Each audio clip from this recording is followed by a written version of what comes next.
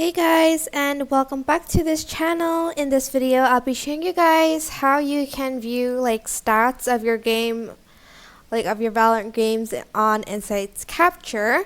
So for instance, you have this clip. Make sure you have the full video of it. You can't get statistics from the clips that they put together.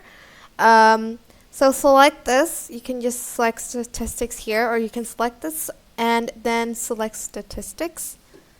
And then here, as you can see, it'll show how many kills I got, how many times I died, and how many assists I have. And also, it also shows how many wins we got on defend. 6 wins, which is the same, but the attack we won just another one. This is unrated, so there was no overtimes and stuff.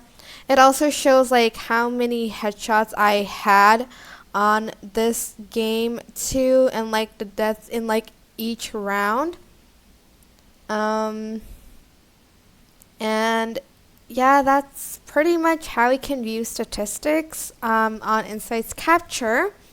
I hope this tutorial was helpful for you guys. Don't forget to like, comment, share, and also subscribe to this channel if you haven't done that.